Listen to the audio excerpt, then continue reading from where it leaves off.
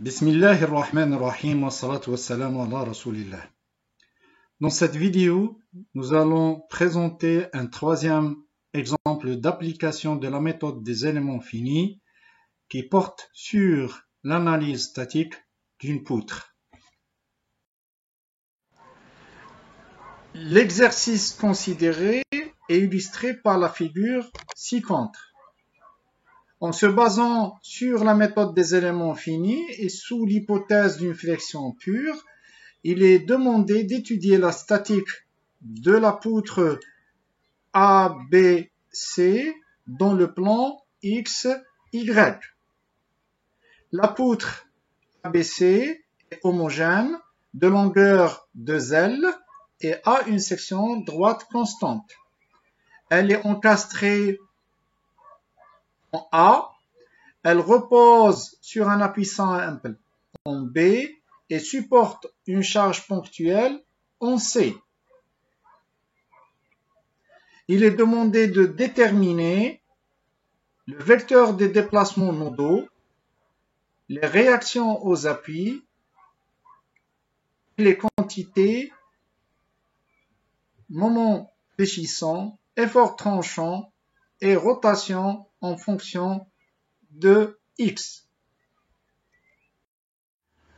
Avant qu'on aille dans le détail de la solution de l'exercice considéré, je voudrais revenir sur les principaux résultats du cours. Ainsi, on va considérer un élément de poutre plane ayant les caractéristiques constantes suivantes, la longueur L, la section S, le moment quadratique IZ et module d'élasticité de Young, donc module de Young E constant et orientation qui est nulle, ce qui veut dire que les caractéristiques qui vont être calculées au niveau du repère local petit x, petit y sont identiques à celles calculées dans le repère global grand X, grand Y. Sous l'effet des chargements extérieurs appliqués à cet élément poutre ou à cette poutre-là, elle va se déformer comme indiqué sur cette figure. Pour étudier la déformation de cette poutre, conséquence du chargement extérieur et compte tenu des conditions aux limites, on va utiliser dans le cadre de la méthode des éléments finis un élément de poutre plane qui dispose de deux nœuds IJ. Chacun de ces nœuds possède 3 degrés de liberté, 2 de translation et 1 de rotation. Ainsi, au niveau du nœud I, on a le déplacement axial UX et le déplacement transversal V de I, qui dénote la flèche locale. En plus, on a l'angle bêta I, qui dénote la rotation locale de la poutre au niveau du nœud I. Par ailleurs, au niveau du nœud J, on a les deux translations UJ et VJ qui dénotent la translation axiale et la translation transversale V de J. En outre, on a la rotation locale de la poutre bêta de J qui est au fait égale à dVJ sur dx.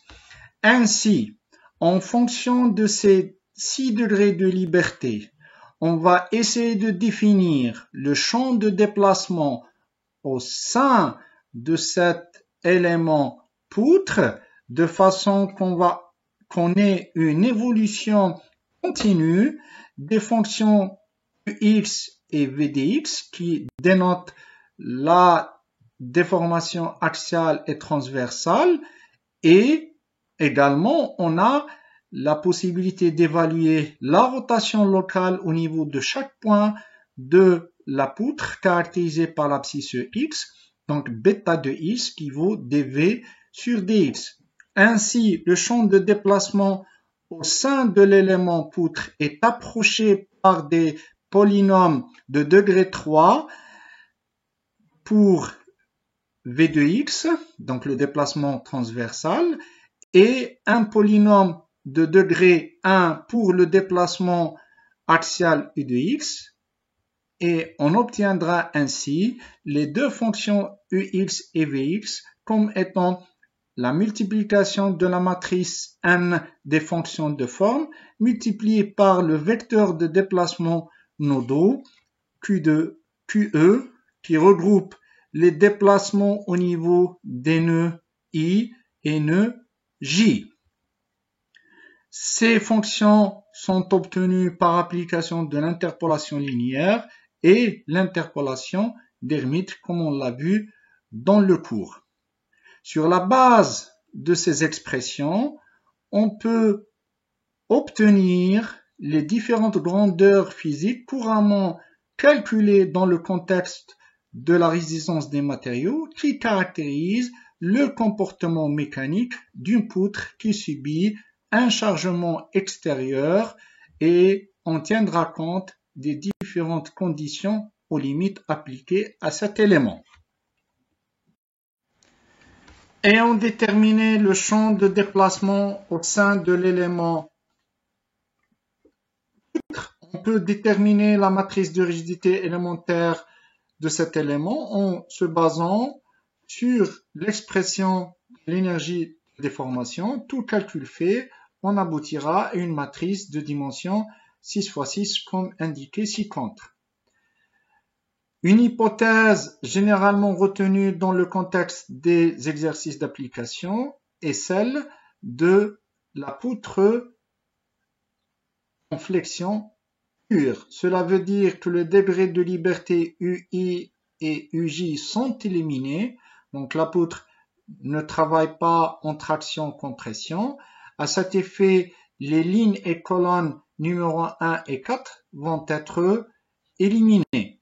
Ainsi, on va utiliser la matrice de rigidité élémentaire réduite de dimension 4 x 4 indiquée ci-contre.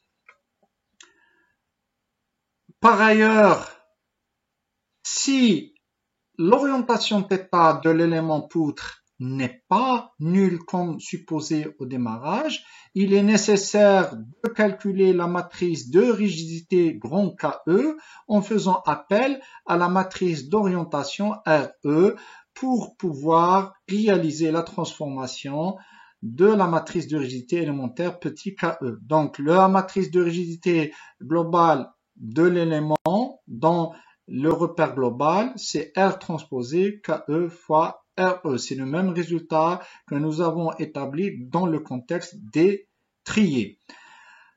Dans les exercices d'application également, on aura généralement besoin d'équations établies dans le contexte de la RDN pour pouvoir calculer des grandeurs comme la déformation yxx, comme la rotation bêta x au niveau de chaque point de la poutre ou pour calculer le moment fléchissant, l'effort tranchant, etc. Donc ce sont des équations connues de la RDN. Le point de départ d'exploitation de ces équations est la connaissance du champ de déplacement U de x et V de x qui sont calculés à partir des déplacements nodaux au niveau des nœuds I et J de l'élément poutre. On va maintenant démarrer la résolution du problème considéré et la première tâche à effectuer est la définition du maillage. Pour cela, on va poser au niveau du point A le premier nœud du maillage. Le second nœud va être posé au niveau du point B. C'est le lieu où il y a l'appui simple. Enfin, le troisième nœud du maillage sera disposé au niveau du point d'application de la charge, notamment le point C. Ainsi, on va retrouver deux éléments poutres. Le premier élément reliant le nœud 1 au nœud 2. Sa longueur est L, son orientation θ égale à 0, son module de Young est E, son moment quadratique est IZ et sa section égale à S. Le second élément poutre relie le nœud 2 au nœud 3. Sa longueur est L, son orientation θ égale à 0, son module de Young est E, son moment quadratique est IZ et sa section est S.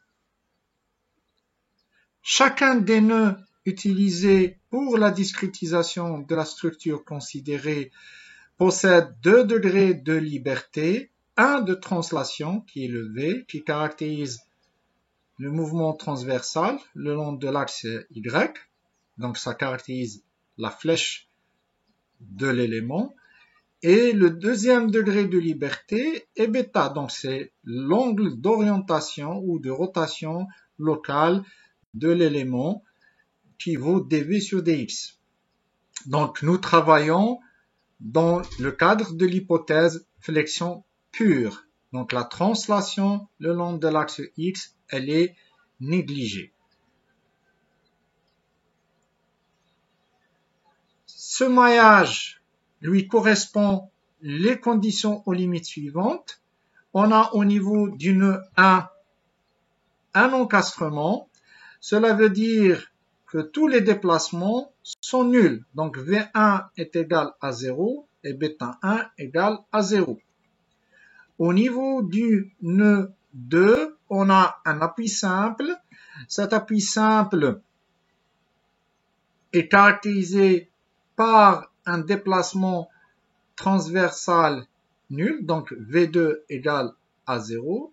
Cela veut dire qu'il y a une force qui bloque le déplacement le long de la direction Y.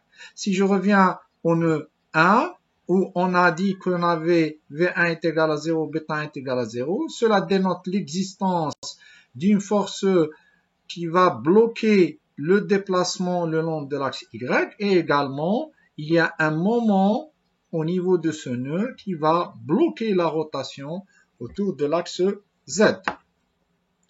Enfin, au niveau du nœud 3, il n'y a ni encastrement, ni appui, ce qui veut dire que le nœud 3, il est libre de tout déplacement.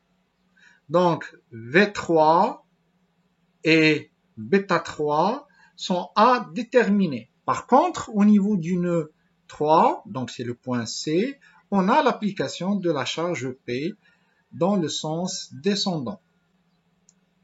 Alors, au total, pour notre structure, il y a d'abord la rotation au niveau du nœud 2, donc bêta 2 qui est inconnu, et il y a donc la rotation au niveau du nœud 3, ainsi que le déplacement le long de l'axe Y au niveau du nœud 3, donc qui correspond à V3, à déterminer.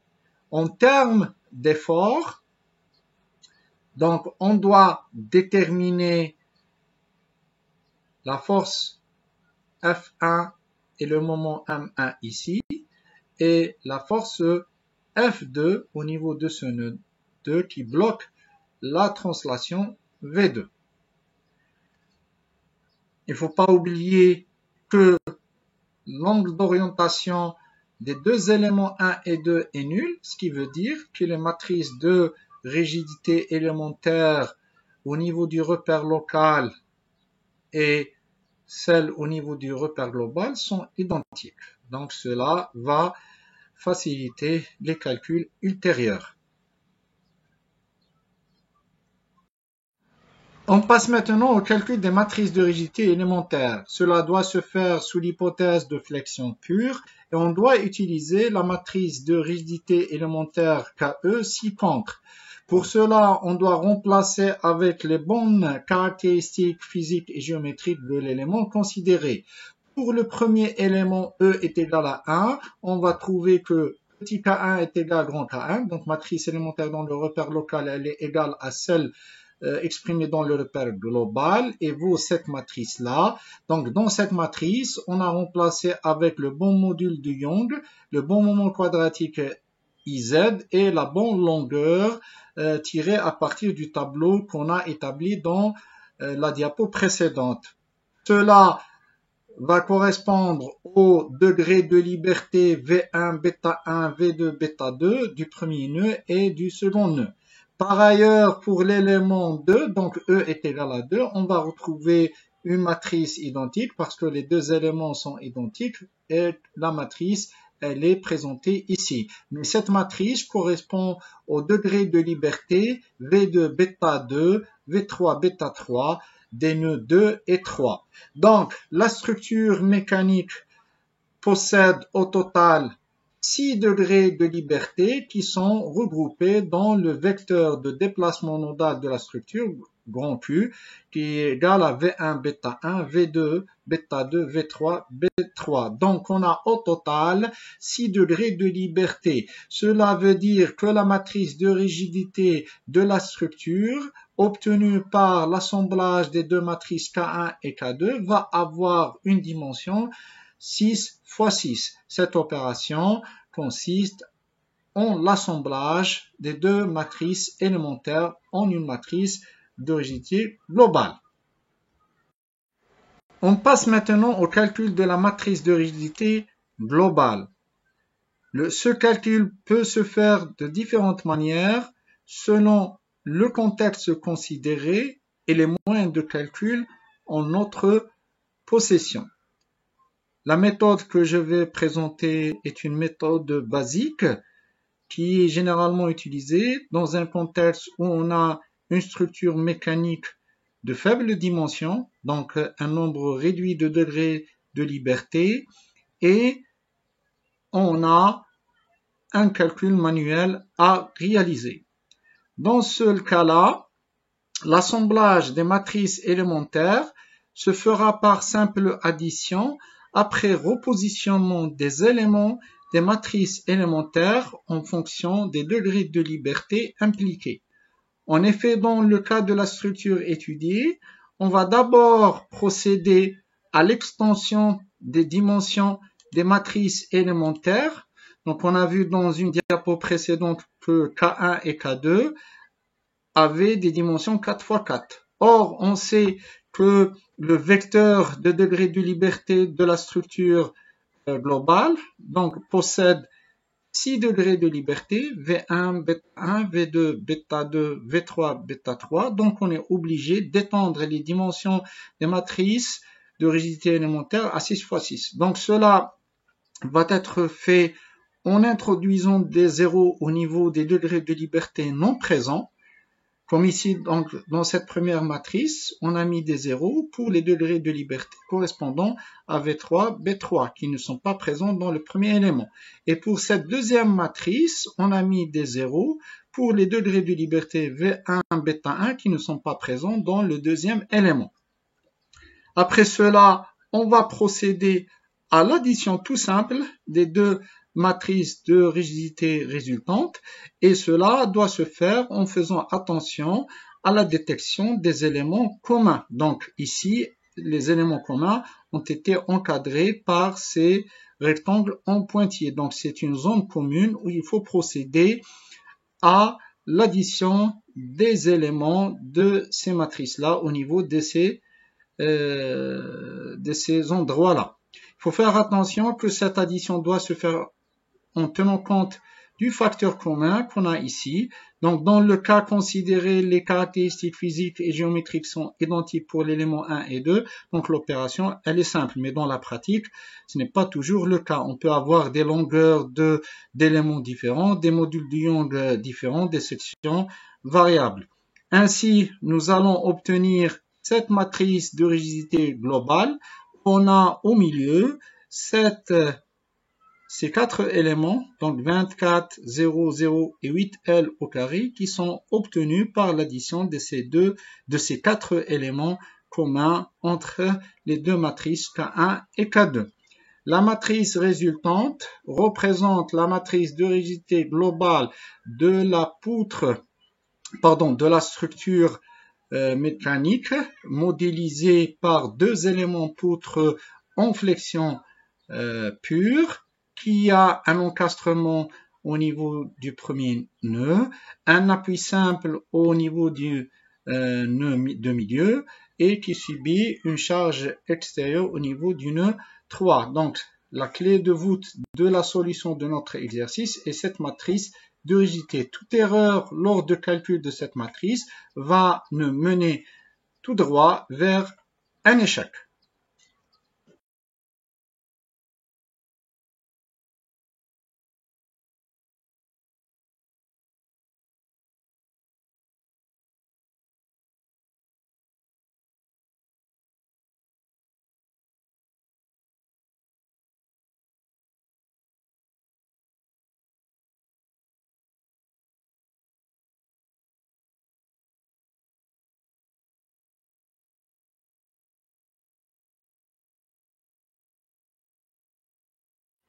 Arrivé à ce stade, on peut écrire le système d'équations algébriques à résoudre qui est de la forme K fois Q qui est égal à F, où K est la matrice de rigidité obtenue par assemblage des matrices élémentaires des deux éléments poutres utilisés pour la discrétisation de la structure. Grand Q dénote le vecteur de déplacement nodal de la structure et grand F, c'est le vecteur de charge globale de la structure. La définition de Q et de F doit tenir compte des conditions aux limites qu'on a déjà établies et qu'on rappellera ici. Au niveau de nœud 1, on a un encastrement, ce qui veut dire que le déplacement V1 et la rotation β1 sont nuls. Donc, il y a des efforts d'encastrement à déterminer F1 et M1. Au niveau de nœud 2, on a un appui simple. Cet appui simple a pour rôle donc d'éliminer la translation le long de Y au niveau de nœud 2, donc V2 égale à 0, mais il tolère la rotation β2 au niveau de ce nœud-là. Au niveau du nœud 3, on a une charge extérieure qui est appliquée, le sens descendant, et les degrés de liberté V3 et B3 sont libres. À cet effet, le vecteur des déplacements nodaux de notre structure, qui comporte 6 composantes, il se présentera sous la forme suivante. 3 composantes nulles et 3 composantes non nulles à déterminer suite à la résolution du système d'équations algébriques établi.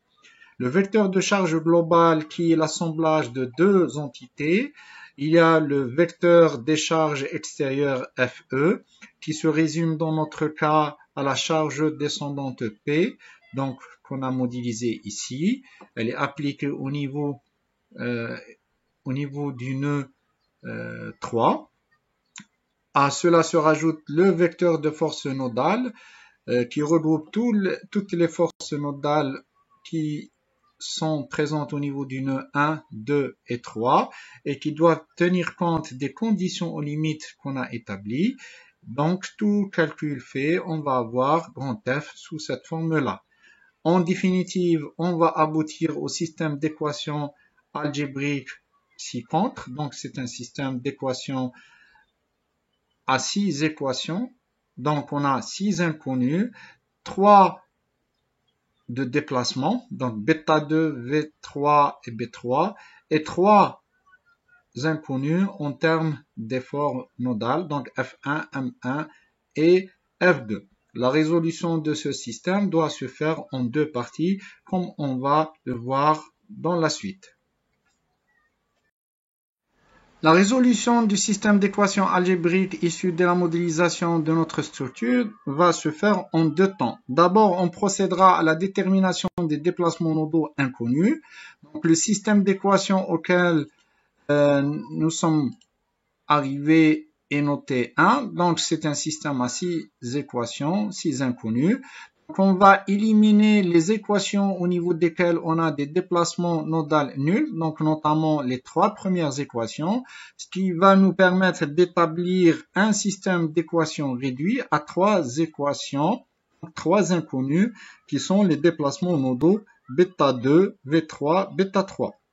Donc, c'est un système relativement simple qu'on peut résoudre avec les techniques d'algèbre classiques, notamment la méthode de Cramer. Ceci va nous permettre de déterminer bêta 2, V3 et B3 simplement en fonction de la charge extérieure connue P. Une fois qu'on a déterminé ces déplacements nodaux, on peut revenir au système 1 pour déterminer les forces nodales inconnues, notamment F1, M1, F2. Donc, il suffit de remplacer par les valeurs trouvées pour bêta 2, V3 et B3 ici et utiliser les trois premières équations qu'on n'a pas utilisées dans la première phase pour retrouver les valeurs inconnues de F1, M1 et F2. Ainsi, on va trouver les valeurs suivantes de F1, M1 et F2. Il est possible à ce stade de procéder à la vérification de l'équilibre global de notre structure. En effet, on va trouver que F1 plus F2 plus F3 moins P est égal à 0. Donc la somme des forces est égale à 0 qui dénote l'équilibre statique de notre structure. Donc comme ça, on a déterminé tous les inconnus de notre modèle statique en termes de déplacement et en termes de force. Une fois le système d'équations résolu, donc les forces nodales et les déplacements nodaux sont connus, il est possible de calculer les grandeurs mz, ty et bêta, donc moment fléchissant, effort tranchant et rotation en fonction de x, et cela doit se faire en se rappelant que pour chaque élément ij, on a le champ de déplacement transversal v de x, il est connu en fonction des fonctions de forme qu'on a établies précédemment et qui s'écrivent sous cette forme-là. Donc, les déplacements nodaux VI, bêta I, VJ, bêta J sont connus à ce stade parce qu'on les a obtenus à partir de la résolution du système K fois grand Q est égal à F. Donc, ils sont connus. Cette relation va être utilisée à deux reprises. D'abord pour l'élément 1, 2 et puis pour l'élément 2, 3 pour pouvoir exprimer la flèche V de X pour chacun de ces éléments.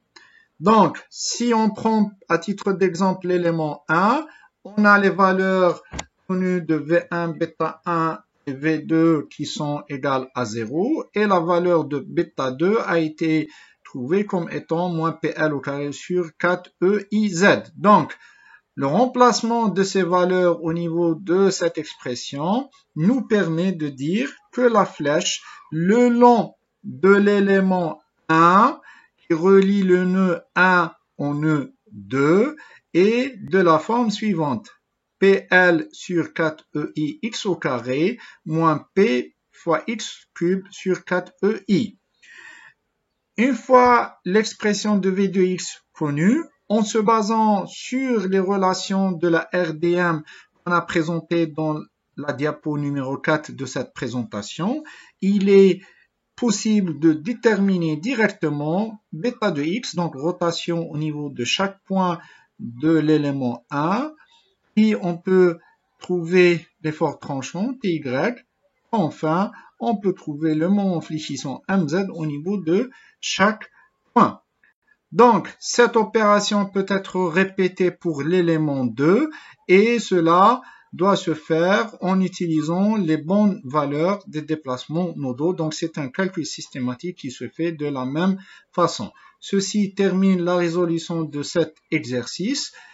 Et ce qu'il faut retenir dans la démarche de résolution proposée, qu'elle est systématique, simple, mais elle nécessite de la part de l'étudiant une rigueur dans l'application et une vérification à tous les niveaux des résultats obtenus en conformité du comportement physique du système, notamment l'équilibre statique qui doit être vérifié lors du calcul des réactions au niveau des appuis.